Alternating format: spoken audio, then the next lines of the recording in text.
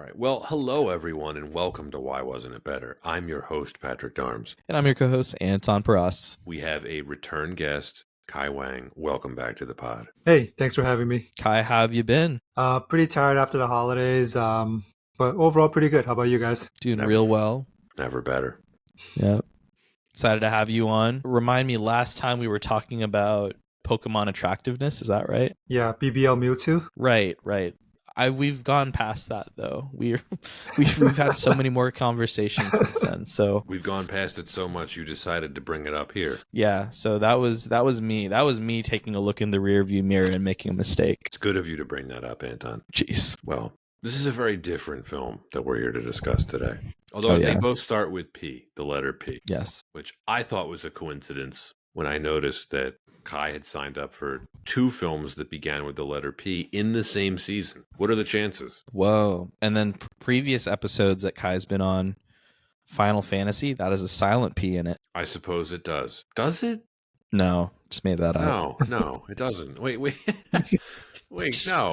Definitely made that up. No, I was like, wait a minute. You're thinking of like the Phantom Pain, the Metal Gear Solid game, right? I was. And then, of course, the last film that we had Kai on before Pokemon was Moonraker, which was just a hoot. But this film's a hoot. This film's a lot of things. Yes, we're here today to talk about Police Story 2, or depending on where you live, Police Story Part 2, which is, I believe, how the film was titled on the version that is on Max. Is that correct?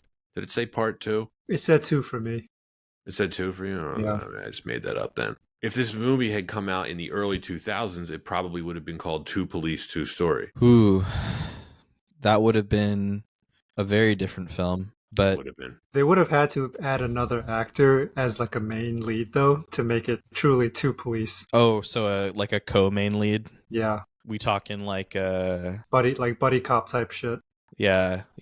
Maybe a Jackie Chung. I mean, that's more or less what they do in the next film, Super Cop. That's true. You know what is confusing about these films after this one is, obviously we're talking about Police Story 2 today, but the next one is called Police Story 3, also called Super Cop, and then sometimes it's known as Police Story 3 Super Cop. It's like they really need to make up their mind with these movies. They're not going to make... They did not make up their minds. No, it's disputed. And then, of course, you would get Super Cop 2, which is really Police Story 4, right? And then what's Police Story 5? First Strike? And it's a new Police Story? Well, that's later. Right, okay. Because what's First Strike? Well, no, so Police Story... Because Super Cop... There's a Super Cop 2 that just has... The Jackie Chan cameo. Michelle Yeoh. Yeah, Michelle Yeoh, Yeah. And then the Jackie Chan cameo, even though he's prominently featured on the poster, which fools you into thinking he's a star in the movie, but he's really not. It's strange how this franchise works, because I feel like it's a very disorganized franchise. It's almost like around 3, they wanted to shed the Police Story moniker so that they could, I guess, be more free-flowing with the ideas. I'm guessing they wanted to get away from Kagure being the main character at some point. You mean Kevin? Yeah. Which is how the American version on Max presents him, even though it's not his name at all. And then, of course, later in the 2000s, you would get... Kai, would you call New Police Story like a reboot? It's a reboot, and it's a bad movie. It's not good. Anton, sorry if you like New Police Story, but I agree with Kai. It's bad. It's a relaunch. It's just trying to... It's a relaunch? Well, it's a relaunch with none of the qualities of the Police Story movies that made them good. But was I excited? Well, I was excited because at the time I was actually at an age where it was finally being released at my age. You know what I mean? Because before that, I'd just already seen everything previously. So by the time it was releasing, it was like, whoa, I'm going to get a Police Story film. And then I was like, why is this just like another season of Power Rangers? It was more like it became too... I feel like it followed the Hong Kong police movie genre formula too much by that point, because I think we basically had a formula in place by that point. Yeah, and I mean, I openly embrace a return to classic Hong Kong police templates or even Hong Kong gangster films. All right, here's the breakdown. Police Story 3 Super Cop is the real title of the third film. Yeah. It was released in the United States as Super Cop. So in the United States, they were trying to get away from the Police Story name, but they weren't in the original release of it. They probably didn't want people to think that it was the third of a series, so they'd have to watch the first two to like get Right. it. Now, Police Story 4 is First Strike. Now, here's the confusing part. Wasn't confusing enough. No, it's about to get worse. Super Cop 2 is technically the fourth film in this Police Story series, but it's just called Super Cop 2. The fifth one is First Strike, but it's called Police Story 4, First Strike. And in the United States, it was released as Jackie Chan's First Strike. Good on them. Yeah. So eventually when we cover all these films, Anton, I'm thinking we should just go by what is the real original title of the film. Would you agree? I think that would be probably the least confusing. Right. And then New Police Story. And then, you know what? I don't think I saw Police Story 2013. Did you guys see it? Who was even in it? Jackie Chan's in it. Yeah. And that was the one with like all of the young guns. No, I don't know. It says like New Police Story 2013 is a standalone installment. I never saw it. I don't have any memory of this. Because last I read, there was going to be a sequel to A New Police Story. Kai, do you have any knowledge of this? I'm trying to remember because I was watching a lot of Hong Kong police movies around this time when I was in like, actually no, this would have been after I graduated. So no, this is confusing. I'm trying. This was It's so weird. so. I remember all the movies have largely the same plot too, so reading the synopsis doesn't even help. Yeah. No, it doesn't. I remember this period in my life, I was watching way more international films. So not only Hong Kong cop thrillers and gangster thrillers, but also I started watching more like Korean films and then also just other Hong Kong international film and Japanese films. I think this was or at least like the 2000s was J-horror golden era. So you had just abandoned Hong Kong by this point. I mean, I was still lovingly watching Hard Boiled and Okay. yeah. You know, I feel like once the British pulled out in 97, the Police Story series was just never the same. That is literally and figuratively true. There are no good Police Story movies after the British left. First Strike was 96, so it was still a colony at that point. Is it a coincidence? No, I think this was the British's plan all along. I always forget there's one British person in these movies. Or even Just in the one guy. do you guys remember in Drunken Master, the like ultra British person? Yeah. Yeah. There's like the one guy. He's like the same guy, right? There's one. Yeah. Yeah, he's just ultra British, but then he gets his comeuppance. As you know, Ronnie's doing splendidly. Anton gets it. Oh, yes. Okay. Well, I'm sure that was a horrible piece of audio to listen to for our listeners as we just tried to ramble through our understanding of the Police Story series. But welcome to the fun that is Police Story 2. Yeah. The personal war against crime has earned, quote-unquote, Kevin Chan a demotion from detective to traffic cop just as Hong Kong is hit with a wave of bomb scares. Chan tracks down the bombers, but not before his girlfriend is abducted. Police Story 2 was released on August 20th, 1988 by Golden Way Films and Golden Harvest. Directed by Jackie Chan. Screenplay by Jackie Chan, Edward Tang, and Masahiro Kakafuda. Starring Jackie Chan, Maggie Chung, Charlie Cho, Bill Tung, Lisa Chow Chow, Kenny Ho, Lam Kwok Hung, and Chor Yuen. The budget was $750,000. Anton, that's the cheapest film we've ever covered. Adjusted for inflation, that's $2 million. And the box office was $11.5 million. That is $30.6 million adjusted for inflation. Kai, as today's guest, why did you want to talk about Police Story 2? Well, I grew up watching a lot of like the Jackie Chan movies and stuff like that, even before Rush Hour came to America. And yeah, I mean, I think Police Story 1, 2, and 3 stand out like as some of his best work. And yeah. I didn't have to twist your arm to be on this episode. No. Did either of you watch Jackie Chan Adventures? Hell yeah. I've seen a bit of it. It is so entertaining. I was a bit sad to learn that he didn't actually voice himself in that. No, he was... But I think that's the magic of that show. I just really wanted to believe it was Jackie Chan. I think that's the case with all those shows. Like, you know, remember the Ghostbusters animated series, and then Men in Black had an animated series, and like none of the voices are the original actors. I don't know if you remember this. The original Ghostbusters series was called The Real Ghostbusters. Yeah. Like, Yeah. and it's just such a presumptuous title. Right. Was there a fake one? Like, Yeah, and then they had a sequel series in the 90s, The Extreme Ghostbusters. I missed that one. Here's a deep Yeah. cut. Do either of you remember the Godzilla animated series? Absolutely. With the Godzilla from the From the egg. film with The Matthew egg. Broderick. Yeah, because the movie was so shitty that they were like, we can't make a sequel to this, but we'll give you an animated series. Of course. I remember because that was always on Fox. Right, right. Yeah. Kai, sort of similar to your experience, I was fortunate enough to experience a number of Jackie Chan movies before Rush Hour came out. One of my friend's older siblings had a bunch of his movies on VHS, probably bootleg for all I know. And so I would say, yeah, probably the first 3 Police Stories and a couple other Jackie Chan films before Rush Hour came out. And of course, Rush Hour is the big turning point in Jackie Chan's career, right? At least internationally, especially in the United States. It's taken us a while, Anton, but we're finally getting around to covering a Jackie Chan movie. We talked about doing one, really early in the podcast. Mhm. I don't know why we never got around to it until now, but he really is one of the all-time great action movie stars. He's in the pantheon. I would probably put him on my Mount Rushmore.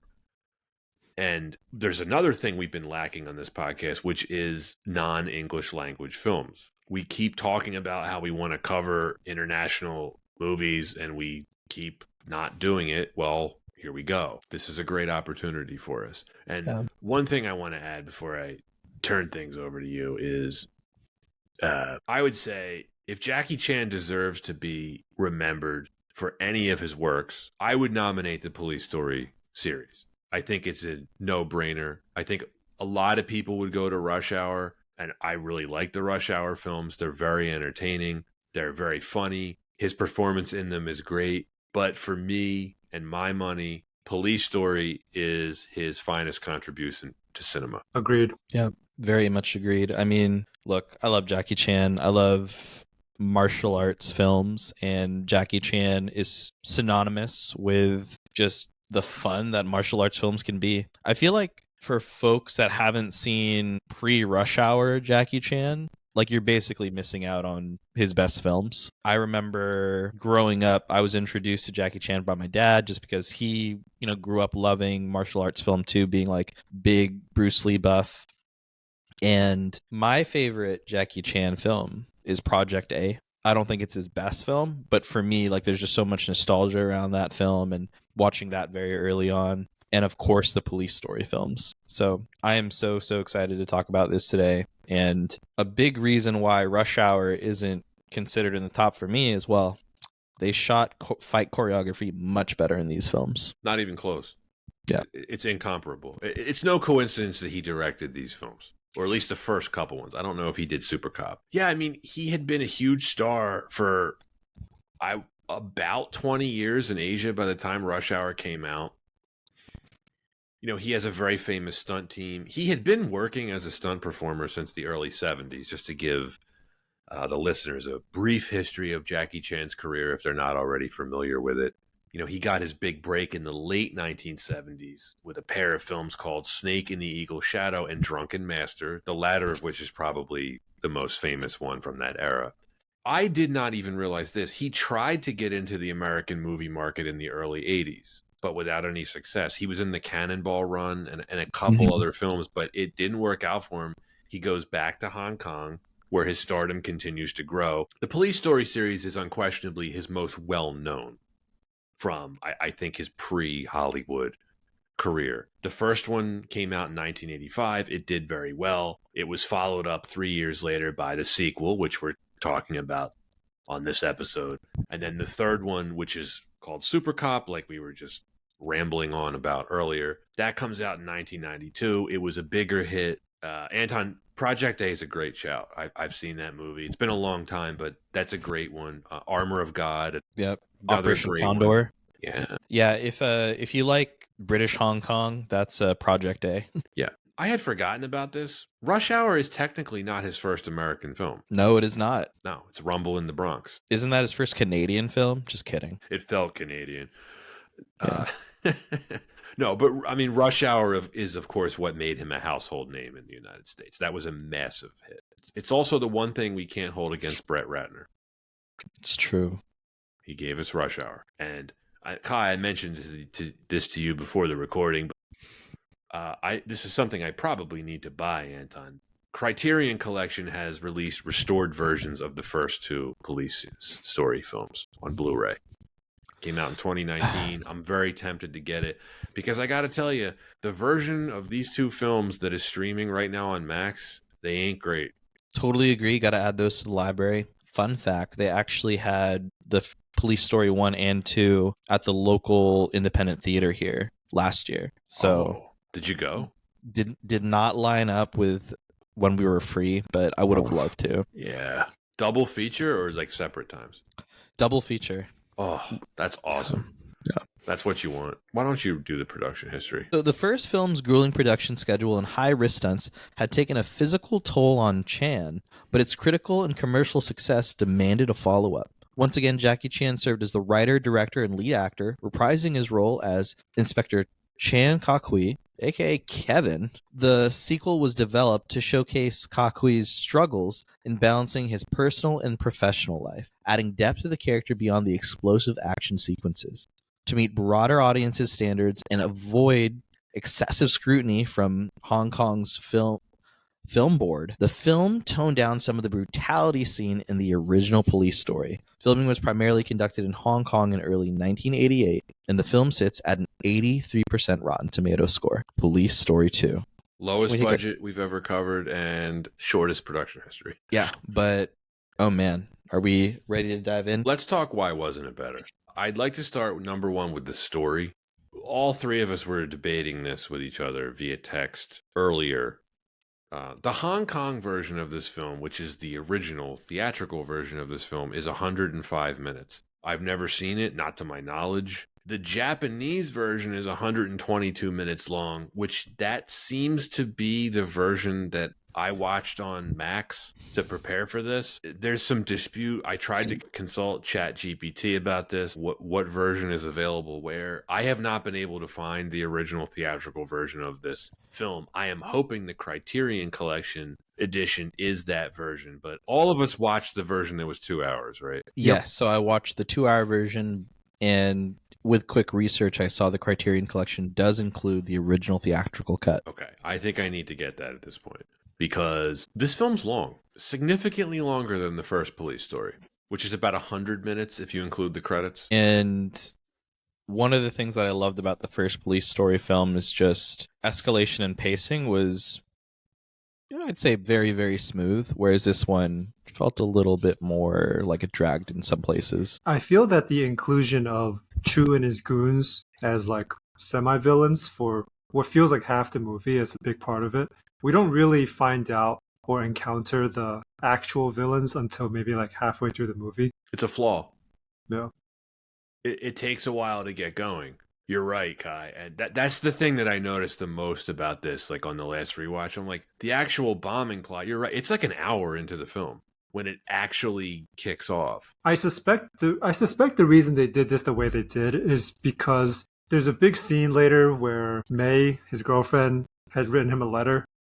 And I think without showing her going through shit with him via Chu's goons prior in the movie, that scene later doesn't have as big of a payoff because it's a pretty emotional letter during a time when they're both like in distress. I suspect that that's the reason they structured it the way they did. I think you're right. That makes sense. Another thing too, I was trying to find out. I'm like, okay, well, what was actually included in the longer version that wasn't in the theatrical cut? The big thing is, in the original version of the film, the scene of Kakui planting the bugs in the boardroom, which takes up, what would you say, is that 10 minutes of screen time, that whole sequence? Give or take. Yeah, that's not in the original version of the film. And thinking about this more, it doesn't need to be in the film at all. It's kind of pointless because the company, what's the company's name? The head of the company, what is his name? I'm drawing a blank. He calls the cops anyway. Because, like, the bombers tell them when they're calling in the ransom, they're like, don't call the cops. And he tells his secretary to call the cops anyway. So they were going to trace the call to the bomber's location anyway. So him planting the bugs doesn't make a whole lot of sense for the plot. I feel that scene was added purely for the elevator fart joke and for like the thing where he like sticks to the bottom of the table like Spider-Man. Yeah. That's pretty much the only reason like that scene is in the movie. Just to get a good shot. The Uncle Bill stuff. God, we'll get to him. I had also forgotten how much of a direct sequel this is to the first film. It's so direct. We get a recap montage of events from the first film, which again, like completely unnecessary. Feels right for the era for some reason. It does, but then Super Cop doesn't do this at all. They're just like, yeah, this is a new movie. I think that lends credence to your point that since they called it part 2 in some parts, like this is literally supposed to be like a part 2 to the first one, which might explain like the overlap with like the Chew Thugs and stuff. That certainly makes sense. I probably should have watched them back to back as like one big film. I wonder if would it have flowed better. It's a good question. Still, like you got to judge a movie on its own merits, not what came before or after it. And you're absolutely right. And then, getting back to the budget, like they spent $700,000 on this. They weren't thinking this far ahead. At the same time, too, I think adjusted for inflation, it's a lot of money. Oh, right? yeah. Very successful movies. Yeah. But the first one is definitely paced better. This does drag in parts. And to get back to what you mentioned in the production history, Anton, they toned down some of the brutality seen in the original Police Story to avoid what they called excessive scrutiny from Hong Kong's film board. So what do? Do you dial up the comedy? Well, you try to dial up the comedy. You dial up the story. There are certainly less action in this one compared to the first film. Mm-hmm. Still random explosions, which I enjoy. There are plenty of random explosions. I missed the awkward domestic comedy from the first film. You get a tiny bit of that here with May's aunt. Remember when the thugs like assault her aunt? You get a tiny bit of that here, but some of the best parts of the first one are that like domestic stuff. Yeah, I feel like it always makes me wonder too about how much is lost in translation. If I could understand, watching it originally in Chinese versus just reading it through subtitle or even having the ADR version, because I feel like the dialogue probably executed is way different. So I understand Cantonese, and I think listening to it and reading the subtitles, there's very like minute differences in like what they're saying, but the overall message is the same. But there's a lot of Chinese idioms that just wouldn't translate well. I was gonna say, were there things maybe like wordplay or idioms that kind of go over that would not translate well? Yeah, I'm trying to think of an example because I was trying to listen out for that. Yeah, I can't think of one right now. I should have written it down. But yeah, there's some stuff like that, I think. The first half I found to be a lot harder to watch than I remembered. Until the bomber plot really takes off, it's a lot of melodrama. I found May's character way more annoying in this film than the first one. They were trying to continue the relationship problems thing for me, and I know it all tries to pay off at the end when she gets kidnapped, but she's way more annoying in this film. You know what they're doing? It's all of the misunderstanding jokes from the first movie, but they're like exaggerated. Like, where like she gets on the plane, he has her passport, Uncle Bill like forgets to call where are they flying to? Like not Malaysia. They're supposed to go on vacation somewhere, and like Uncle Bill was supposed to call the customs or like the immigration authorities there, and he's like, "Oh, sorry, I had to take a shit." It's like way more of that stuff in this film. It's all exaggerated. It was not as effective for me. No, that's fair. I feel like I'm trying to think just kind of even modern day compare. Like I feel like between the first film and the second film, there probably just is a bit more leaning into just popular tropes from the first, and in doing so, yeah, it just kind of it just feels a bit more tacked on, like those jokes that you touched on, Pat. And then in doing so, with having a bit more dialogue heavy focus, a kind of a bit more melodrama, action scenes sometimes feel like they kind of come out of nowhere. Yeah, like the transition from sitting on the stairs for what felt like 12 hours into a brawl in the playground was kind of crazy. Yeah, and like playground brawl choreography, great, right? Super fun. Oh, it's awesome. But you're right, Kai. Like all of a sudden there's like giant fight. Also, she literally waits outside the park for him to finish whooping ass. She didn't like call for help or anything. She just said, "Okay, you're back." And then she gets mad at him. Were you fighting them? Like it's like, yeah. No, but I mean, look, Kai, you said it earlier. Like the actual plot of the movie does not begin until an hour into it. Basically, it's like an hour's worth of plot that they extended into 2 hours. And I did not feel that way about the first film. Maybe the stakes felt different in the first film? Yeah, I mean, it was the first film is pretty consistent. The antagonists are consistently in the film throughout, right? So Right. the plot is always driving ahead, and in this one we get Secret supervillain. yeah, and like, but who's the real villain? It's the four bombers, right? Mm. Polar Bear, technically. By the way, badass name. Very badass. But like, who's the actual mastermind of it? None of them? All of them? Dummy, the deaf mute guy. His name's Dummy, which is hilarious.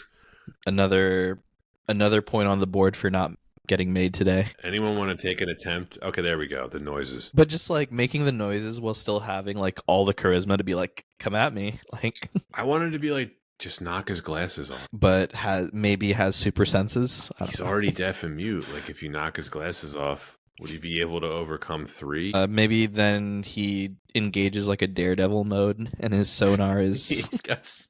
No, he's deaf. Oh, you're right. Yeah, so no, that won't work, Anton. How dare you? it's just the feeling of touch then. What superhero would that be from the DC/MCU? I'm trying to think There of is- someone.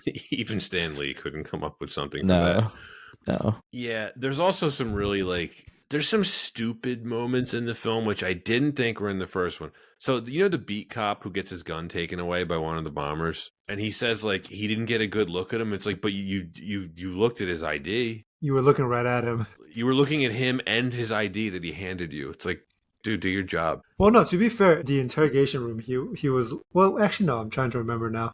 Because when he was like, "Would you be able to pick him out of a lineup?" Yeah, you're right. Then he says, "Yeah, I didn't get a good look at him." He gave you his ID. Like, what was his name?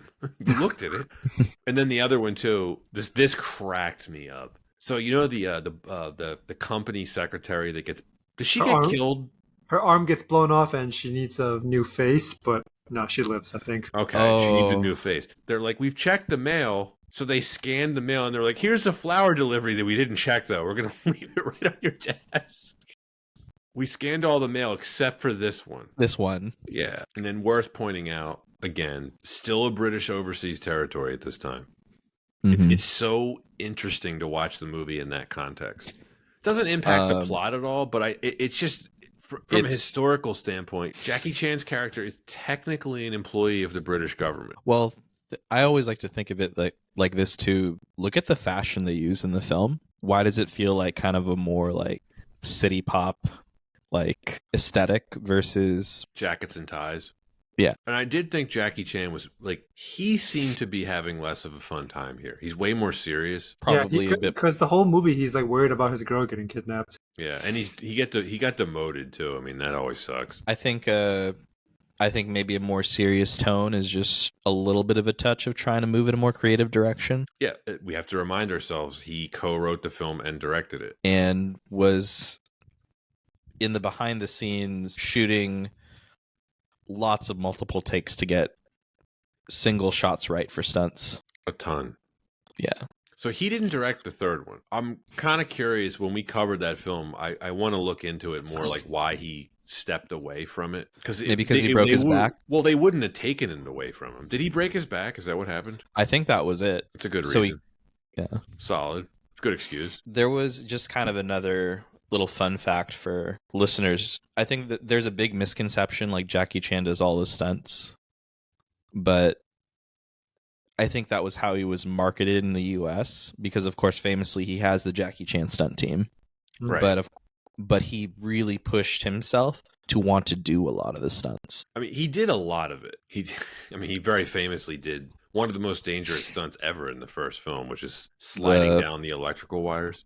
That was so sick. Yeah, incredible. But I think he you're broke his right. skull. Did he really? Yeah. I know he got burned. I didn't know that. Jeez. Or I forget which movie it was where he like falls out of a window and then breaks through like 3 awnings. Yeah, like I said it earlier. It's a miracle he can walk.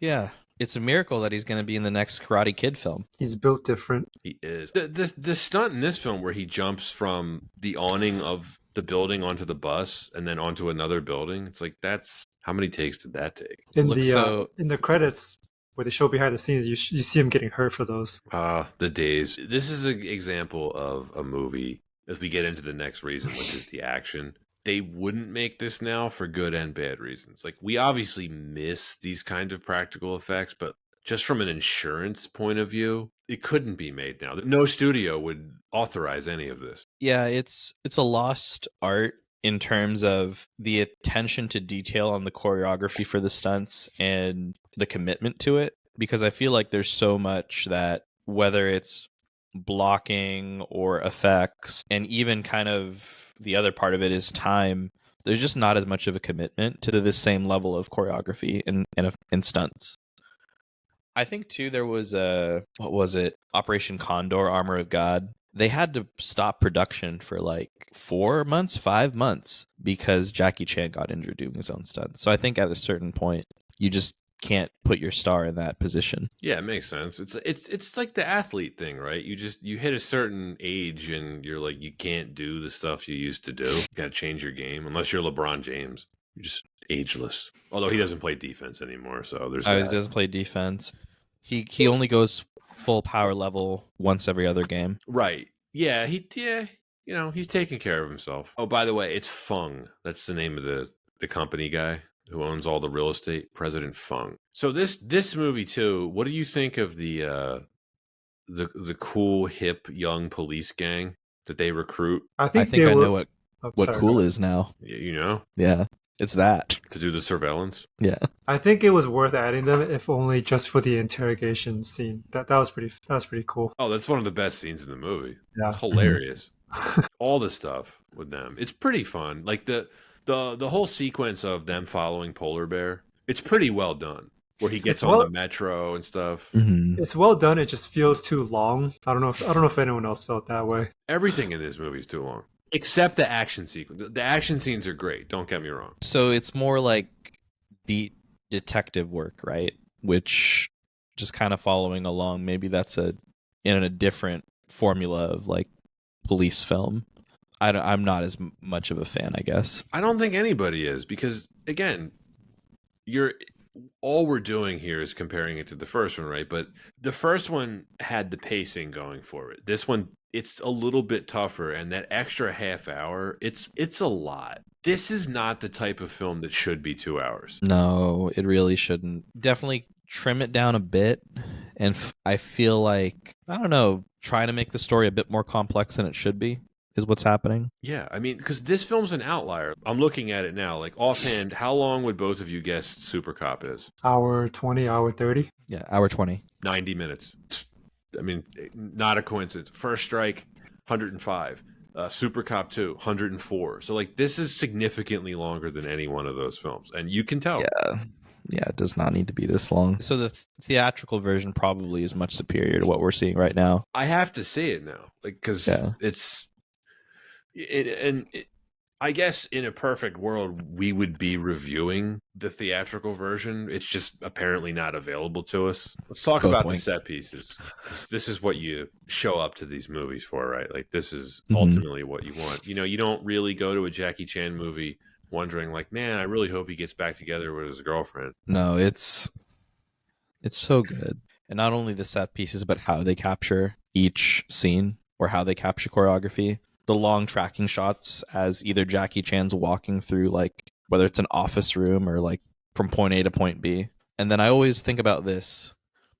Whenever there's a Jackie Chan scene, everything in the room is fair game to like bounce off of or is a weapon. Anything. He was doing Jason Bourne decades before Jason Bourne. Jason Bourne had the advantage of shaky cam. He did. Thankfully, there's none of that here. You get none of that here. Hasn't Jackie Chan talked about this publicly? How, like, he wishes more American action movies were filmed and edited like the stuff that he did, because it is way more smooth. It's so easy to watch now. There's no flash cutting. There's no shaky cam. He was a great action director for a number of reasons. He had a wonderful understanding of spatial geography, and clearly budget doesn't have anything to do with that. He didn't have a lot of money to work with. Yeah, he just wanted to get the perfect shot in his head, and he made sure to execute it on set. The flash cuts that you talked about, Pat, I think are the most egregious of just American filming of any fight choreography. And I really think of like the Rush Hour movies when I think of that. Like the difference between a big fight scene with like Chris Tucker and Jackie Chan where they're back to back, they're fighting a bunch of folks.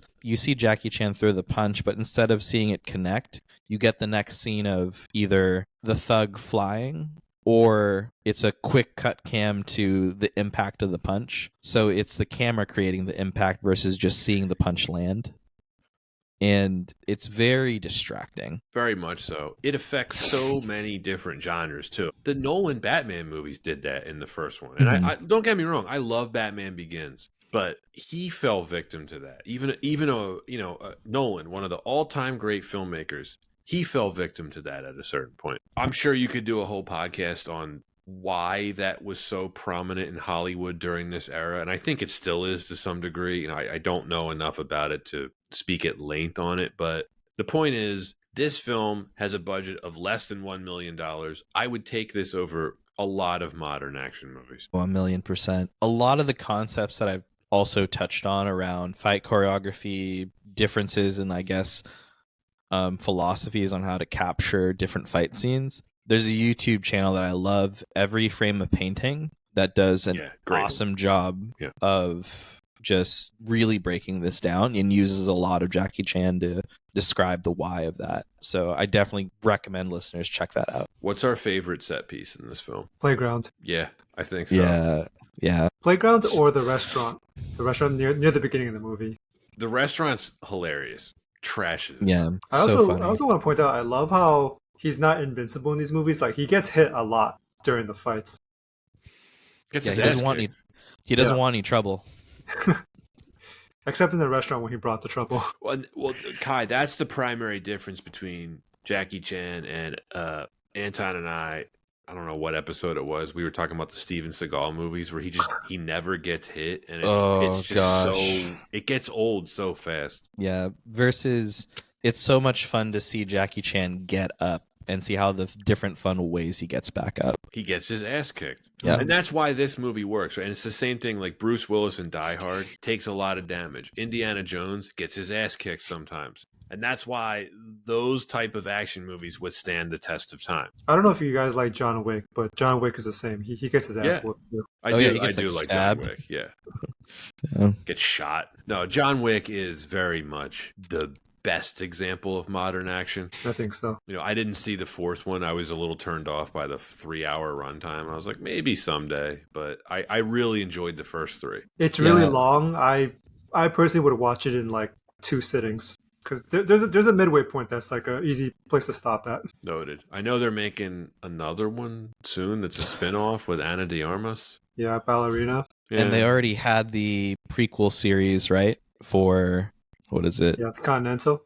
Yeah, the Continental. Didn't see that. It was all about continental breakfast. I'm into the continental breakfast. I'm a fan. I love being in continent. Anton, we were talking about this on yesterday's recording, how we're tired of expanded universes. Like none of the stuff you're talking about, there's a continental streaming series, doesn't appeal to me at all. Yeah, I don't blame you. Well, actually, we do get an expanded Police Story universe, right? Because it just keeps going and going. But there's not like anything that they have to explain because it's just like real life shit. Well, Uncle Bill would have his own series, like a young Uncle Bill. By the way, he sucks in this movie. He's so fun in the first film. He's just annoying. Yeah, he's so incompetent. He's a complete roadblock to everything. Jackie Chan, I was hoping he would just punch him in the throat at one point. He wouldn't do him like that. No, he wouldn't. But I will say though, probably my favorite scene in this movie, more than the action sequences, is when Kagwe is like, if they're gonna bomb someone, I wish they would just bomb me. It would make everything easier. And then he goes on that spiel, and then Bill is like, they're never gonna go for that. And then as soon as Raymond walks in, Bill says the exact same thing. Yes, such a brown and then the superiors come in, and then Raymond says the exact same thing, and it works. That's probably, like, to me, that was like peak comedy. I don't know why. Oh no, that's a great shout because I do enjoy the banter between Kakwe, Bill, and then Raymond. Raymond's always talking about like accountability. Yeah, I'm accountable to like those above me, and it is really good stuff. Do you like the fashion of this film, Pat? I personally don't think I could pull it off. But What's going on here? There's a lot of like long sleeve button down shirts that are open with collared shirts inside. they do that. They do a lot of shirts buttoned without ties, which annoys me. I'm not a fan of that. There's a lot of that. There's a I lot don't of that. like that. If you're gonna wear a jacket and shirt, just put a tie on. Just finish the deal. You know what I mean? It's very of the era. Let me just say that. This is a very late 80s. It's almost like, you know what it reminds me of? If they made Miami Vice in Hong Kong. Yeah, I just love the aesthetic of this film and just kind of this era. It's very, I think a lot of it does have to do with nostalgia. It's almost like a very relaxed, like a relaxed Miami Vice. Yeah, it's like Southeast Asia Miami Vice, I guess. Yeah. You know, without the drugs. Wait, did any of the Police Stories movies involve drugs? I don't think so. Did they mention drugs in the first one? Was There's like the crime lord like a drug dealer? I think he was, right? remember drugs being involved. I think that was another thing too growing up. Unless it was very clear, a lot of the plots of the Police Story films blended together for me. They don't have plots. Like this has Exactly. the most complicated plot of any of them, and it's still like nonsensical. They're like, we're gonna bomb stuff if you don't pay us. But you watch these films, especially as a kid, because you're just like, I just want to see Jackie Chan do cool shit. Right. There's a reason why we haven't spent a whole lot of time talking about the plot for this. There's not a lot going on. No. These movies are a vehicle for Jackie Chan to whoop ass in. And there is some whoop ass in this movie. I think it needed more, though. I mean, the set pieces, there's only a few. They are awesome, and they deliver when they actually happen. I mean, the finale in the fireworks factory, I mean, it is awesome. No doubt about it. Quick sidebar. Pat or Kai, do you know if they speak more Cantonese or Mandarin in New York City? Depends where you go, I think. But I would say Okay. you tend to hear more Mandarin. Mandarin is just a more common language. So in San Francisco, there's a lot more Cantonese. Okay. And I also know that because the cuisine is very Cantonese focused. Nice. I would not have been able to answer your question at a time. That's fair. There's a lot of like Hong Kong style cafes here. That makes sense. Cantonese, correct me if I'm wrong, is much more southern China. Yeah. Mandarin is more northern China. That's always been my Yeah, that understanding of it. It's really only like 2 places that speak Cantonese. Everywhere else is Mandarin. Okay.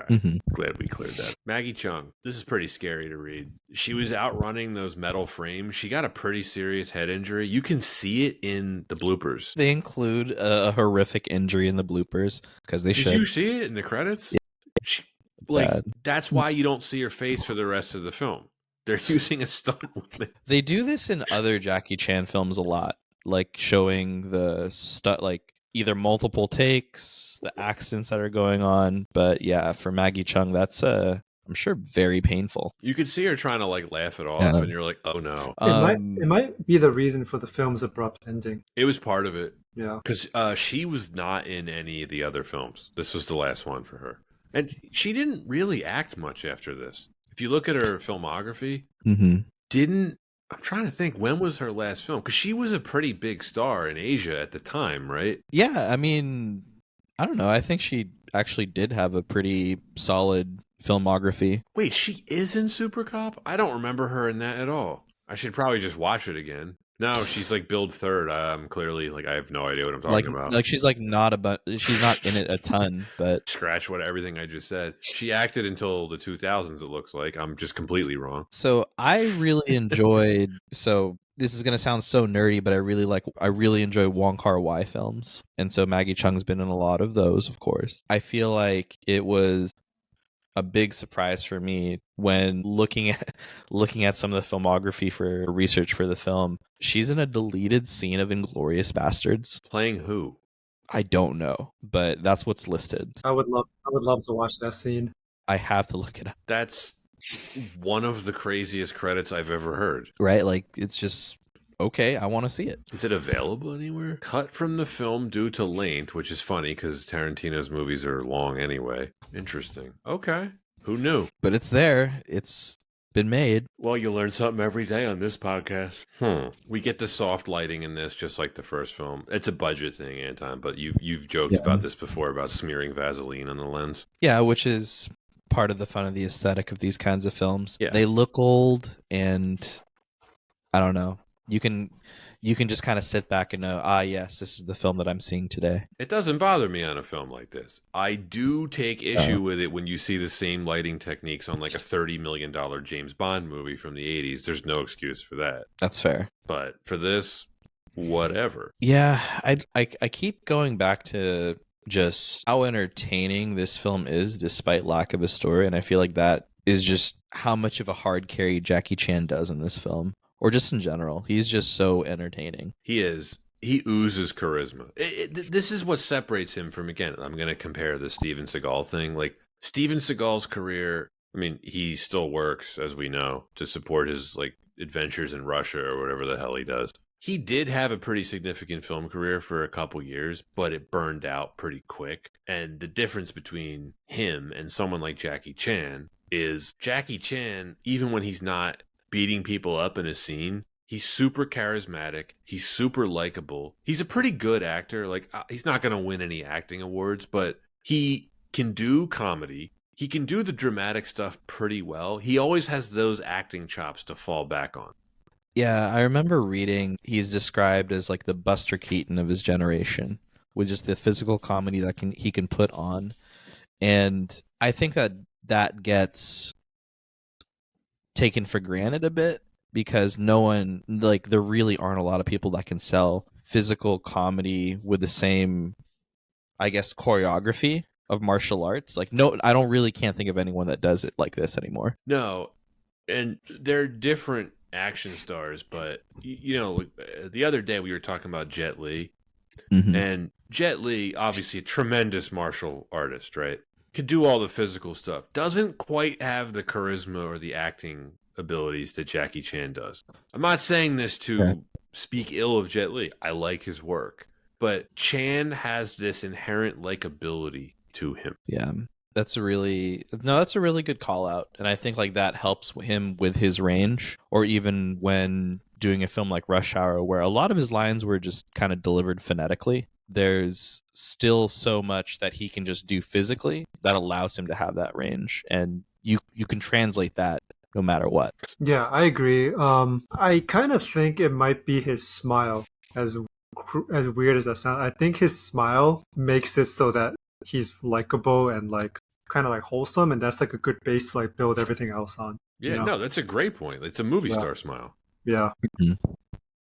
Like when I see him smile in a movie, I'm like instantly at ease. I think we've been a little harsh on this film. I still really enjoy it. I think it's significantly worse than the first one, but I still really enjoy this film. I could watch this pretty regularly if you put it on. Yeah, and it still did well for its day, right? Oh yeah. Yeah. So I feel like there's this effect of, there's just kind of this effect of knowing what you're going to get and still being able to enjoy despite its flaws. I will watch this movie so many more times. Maybe not as much as like the first Police Story. There's another piece to this too that I wanted to call out, because Anton, you know, my wife's family is staying with us, and we have young kids in the house with us, nieces and a nephew. They ate this up. They loved this when I put this on. And this is not something you would traditionally think of as a children's movie. And with the subtitles, I guarantee you they were not reading any of it. They sat and watched the entire thing, start to finish. Maybe some of the slower scenes they lost interest, but once the action kicked in, they loved it. And that's always been one of the best qualities about Jackie Chan's work, is that it's not even designed to be family friendly, and yet it appeals to pretty much anyone. These are real 4-quadrant movies, if you want to use that term, right? Oh man, 4-quadrant. When was the last time I heard that? I think The Rock used it and everyone groaned. Well, we've used it on the podcast. No, we have. I was just saying. Oh, The Rock. I think I was going to say because it was The Rock. Yeah. But it's like, I don't even know what the rating is on this. Like PG, probably, right? It might not have even have a rating, because I don't think it was released in the U.S. theatrically. It was X-rated because it didn't have a rating. So the X meant no rating. Right. Yeah. Another director, actor who I really love that I wish would have maybe blown up more in the U.S. is Stephen Chow. Yeah. I love like Kung Fu Hustle is like one of my favorite martial arts films of all time. One of my favorite airplane movies. Yeah.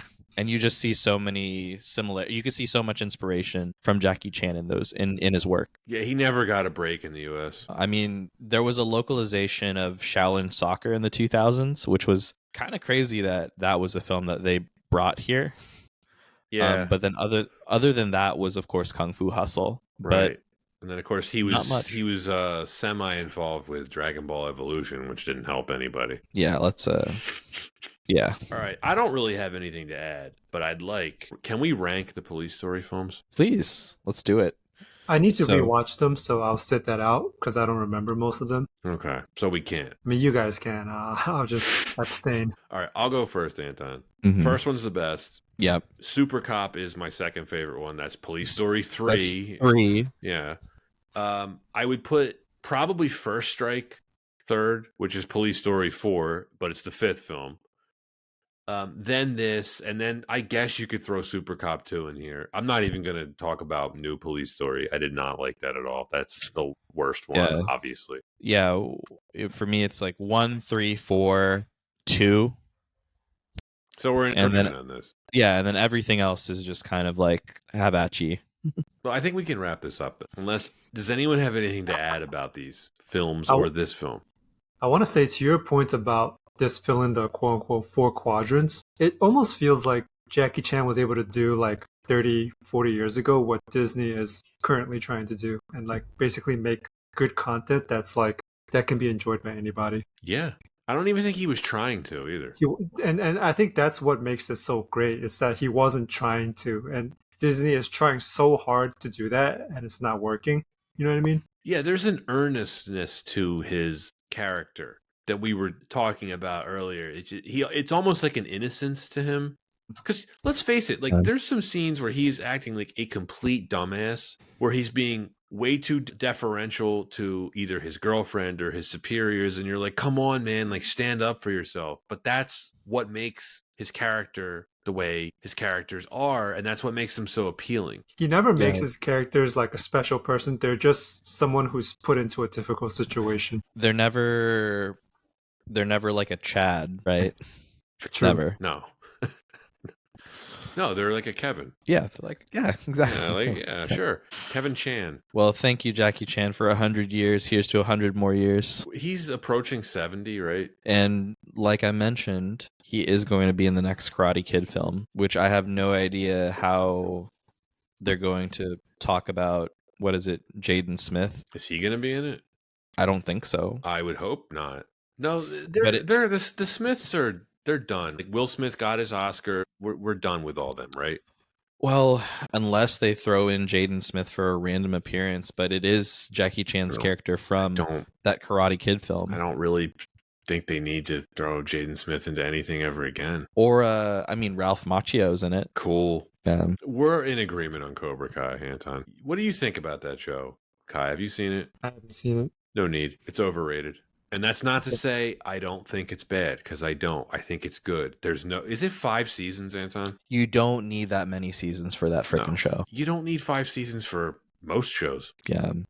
There are some shows you want more, but you respect the showrunners for keeping it limited. The best shows, the best movies, the best books, the best of anything, they always leave you wanting more, not the other way around. The worst ones overstay their welcome. Like what Yep. Disney's doing with just about everything now. You're like, man, I wish they had just stopped doing that 2 or 3 Yeah. whatevers ago. Yeah, Roseanne was almost perfect, but they just had to keep making it. Like, you know the show Frasier? Legendary sitcom from the 90s. I Mhm. really enjoyed watching that show with my parents when I was a kid. Mm-hmm. Leave it there. I don't need some reboot. I haven't seen it. I don't need to see it. I have no interest in it. It's just not the same show. Why would John Yeah. Mahoney's dead. Yeah. He was one of the best characters on the original show. Leave it in the past where it belongs. I hope they never remake Police Story, because Jackie Chan is too old. He's not going to be involved. Oh, that's another thing we can talk about with him. There is no other version of Jackie Chan. Kind of like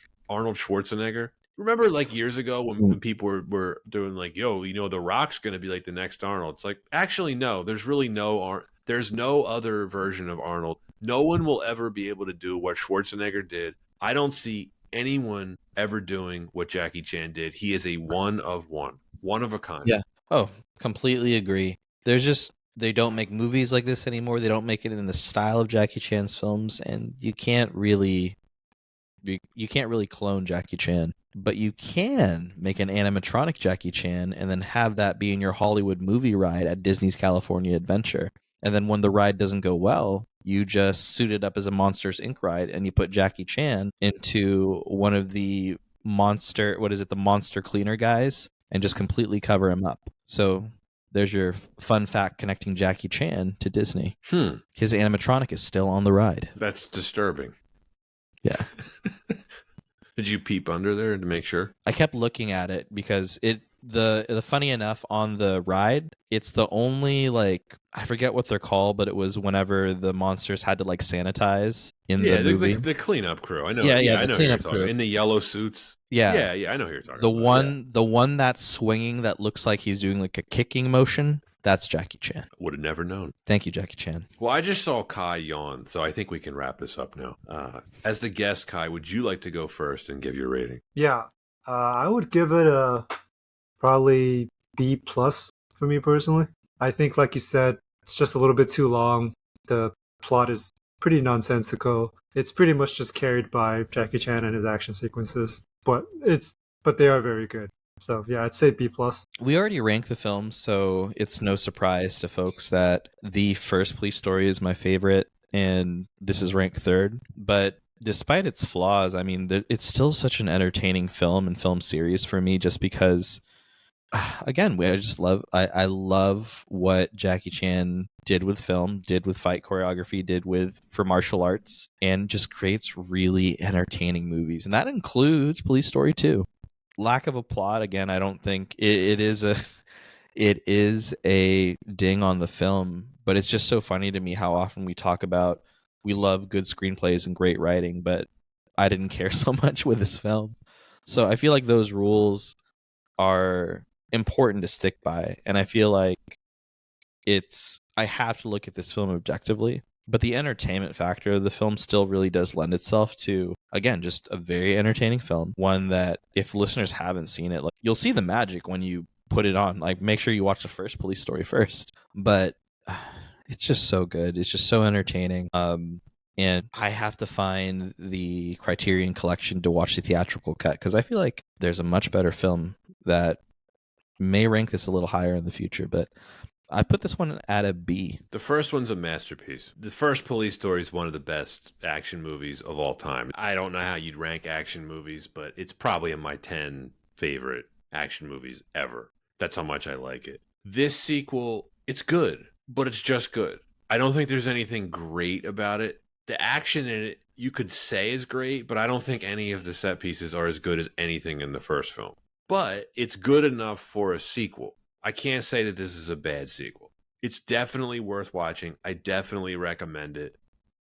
It is way too long, and it's not nearly well paced as the first film or even the third film. The plot, yeah, whatever. Anton, you're right. Like, you don't care about the plot with these films. No, I think, but the obvious problem with the plot of this film is that the actual plot doesn't start until halfway into the film. It's still a classic to me. There's no way it's as satisfying as the first one. And, to your point, we ranked them. This doesn't rank great for me. It's not as funny as the first one. It's not as lighthearted as the first one. It doesn't feel as groundbreaking as the first one with the action, even though I think the finale in the Fireworks Factory is awesome, and I would put that up against anything in any action movie. I'm going to go slightly lower than the both of you at a B-. There's nothing about this film that puts it into the C territory for me, where you start to talk about like mediocrity, but at the same time, there's no A material in this movie for me. It's good. It's pretty good. But maybe that theatrical cut might push it up a bit. That's what I'm very curious about now, because if I had access to that, I would have watched it, and I am willing to bet quite a bit of money that is a heck of a lot better than this. It just cuts out all the action. If I was going to cut anything from this movie, it would be the boardroom stuff. Yeah.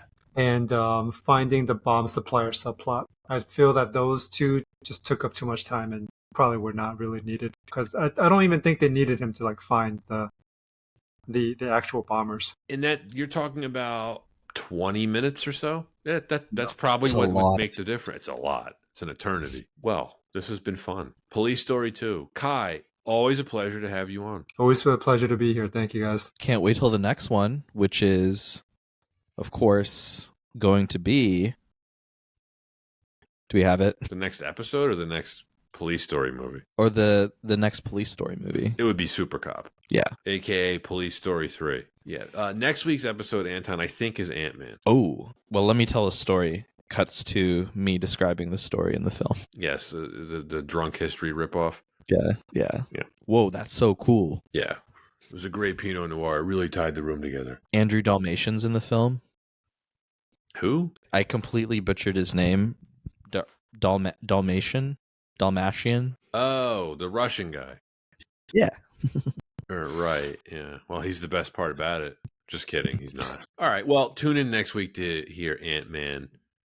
And, if you're listening on Spotify or Apple Podcasts, please give us a follow and a 5-star review. Be sure to check out our YouTube channel as well. We have various levels of subscription there. You can find us on Instagram, Twitter, maybe TikTok, because who knows if that's going to be around much longer. For those who would like to support us directly, we have a Patreon. Links to all of the above are in the episode's description. Thanks for listening and see you next time.